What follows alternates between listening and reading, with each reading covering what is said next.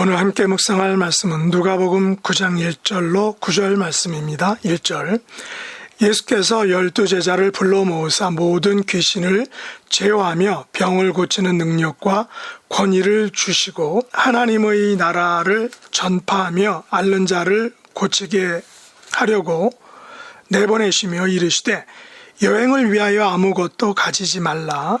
지팡이나 배낭이나 양식이나 돈이나 두벌옷을 가지지 말며 어느 집에 들어가든지 거기서 머물다가 거기서 떠나라.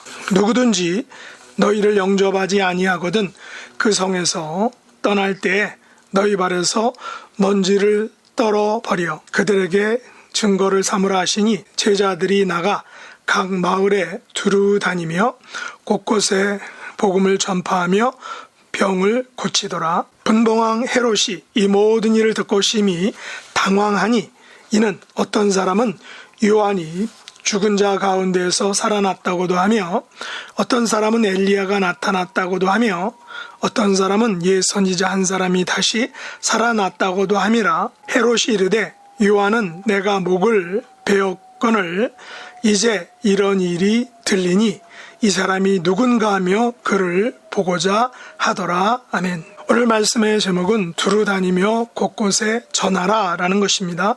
예수님께서는 이 땅에 33년이란 짧은 생애를 사셨죠. 그것도 30세까지는 사적인 생애를 사셨으며 단 3년 넘게 공생애를 사셨습니다.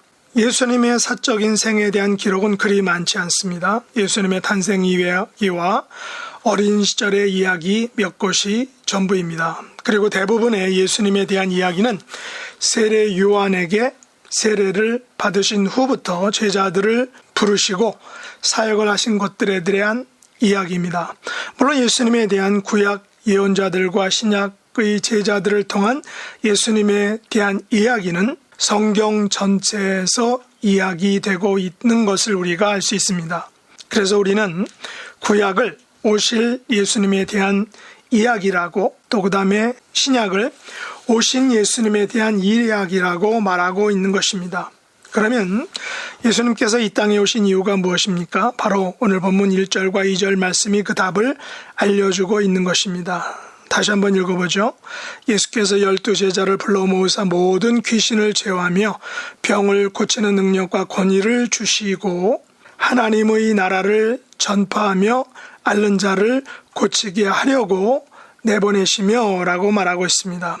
예수님께서 이 땅에 오신 이유는 먼저 제자들을 불러 모으시고 제자들에게 능력과 권위를 주셔서 그들로 하여금 하나님의 나라를 전파하며 앓는 자를 고치게 하시는 것, 이것이 바로 예수님께서 이 땅에 오신 목적이라는 것입니다. 이것을 우리는 제자 훈련을 통한 하나님 나라의 전파라고 이렇게 표현할 수 있겠죠. 그리고 하나님 나라를 전파하는 이유는 앓는 자를 고치는 것입니다. 여기서 앓는 자라는 것은 단지 육적인 질병만을 의미하는 것이 아니라 영적인 질병을 모두 포함하는 것입니다.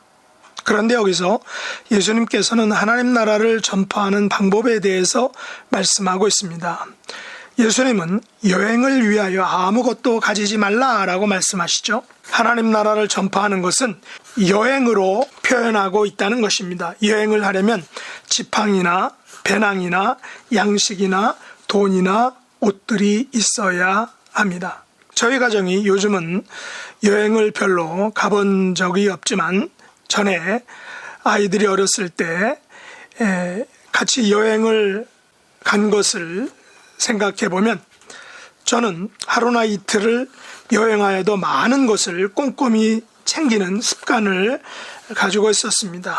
그래서 아이들은 저의 많은 준비물에 대해서 불평을 했던 기억이 많습니다. 사실 몸만 떠나서 뭐든지 현지에서 공급하고 해결하면 편하고 좋겠죠. 하지만 비용이 많이 들기 때문에 꼼꼼히 준비했던 것입니다. 비용을 적게 하려고 대부분을 집에서 가지고 가다 보니 준비물이 많았던 것입니다. 물론 가지고 간 것을 다 먹지도 못하고 혹은 다 사용하지도 못하고 다시 가져와야 했기 때문에 어쩌면 아이들의 불평이 정당한 것인지도 모릅니다. 그러나 예수님께서는 하나님 나라를 전파하는 여행을 위하여 아무것도 가지지 말라라고 말하고 있습니다. 어느 집에 들어가든지 거기서 머물다가 거기서 떠나라라는 것입니다. 참 매우 독특한 표현입니다. 거기서 머물다가 거기서 떠나라. 참 재미있는 표현이고 또한 의미 있는 그런 메시지인 것입니다. 그런데 문제는 과연 어느 집이 예수님의 제자들을 머물게 할 것이냐라는 것입니다. 그렇다면 여기서 문제의 관건은 이것이죠. 바로 누구든지 제자들을 영접하느냐, 영접하지 않느냐라는 것입니다. 제자들을 영접하면 그 집에는 하나님의 나라가 전파되는 것입니다. 제자들을 영접하면 그 집에는 앓는 자가 고침을 받게 되는 것입니다. 이러한 일들은 사실 성경에서 그대로 보여지고 있고 현실화되고 있는 것을 우리가 잘 알 수 있습니다. 특별히 제자들을 영접하지 아니하는 자들에게는 제자들이 독특한 행동을 하라고 말하고 있는데 바로 그것은 제자들의 발에서 먼지를 훌훌 완전하게 털어버리라, 그런 행동을 하라라고 예수님이 말씀하십니다. 누구든지 제자들을 영접하지 않는 집에서는 하나님의 나라가 전파되지도 않고 그들이 앓는 병으로부터 고침을 받지도 못하게 되는 분명한 사실을 더 정확하게 표현해 주기 위해서 그런 독특한 좀 이상한 행동을 하라라고 말씀하신 것 같습니다. 그 현상이, 그 증거가 제자들의 발에서 먼지를 떨어버리는 행위로 나타나는 것입니다. 이것은 제자들을 영접하지 않는 집은 제자들로부터 먼지같이 지극히 적은 것 하나라도 받지 못할 것을 의미하는 어떤 상징적인 행동으로 이해할 수 있는 것입니다.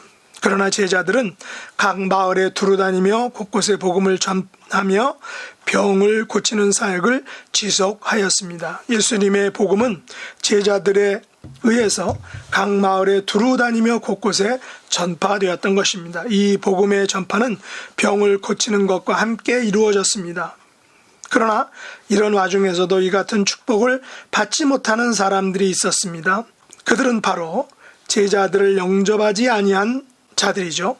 바로 그들이 주인공입니다. 이 주인공 중에 대표적인 사람이 바로 분봉왕 헤롯이었습니다. 복음서에 나오는 대부분의 헤롯은 헤롯 안디바를 의미합니다. 그는 아버지 헤롯 대왕의 유언에 따라 갈릴리와 페레아 지방의 분봉왕으로 임명되었습니다. 안디바는 헤롯 대왕이 사마리아 여인 말다게에서 낳은 아들입니다. 그렇다면 헤롯 안디바는 정통 유대인이 아닌 것이죠. 왜냐하면 어머니가 사마리아인 여인이었기 때문입니다.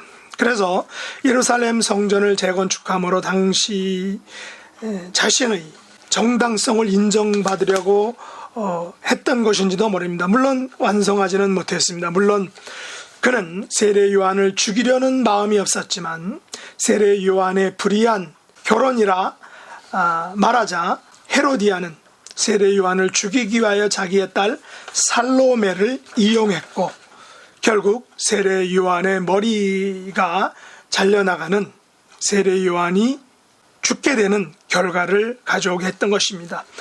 그렇다면 이 분봉왕 헤롯 안디바는 하나님 나라를 전파했던 세례 요한을 죽이는 데 직접적으로 개입한 왕이죠. 오늘 본문에도 보면 자기가 세례 요한을 직접 목을 베었다라고 말하고 있는 것입니다.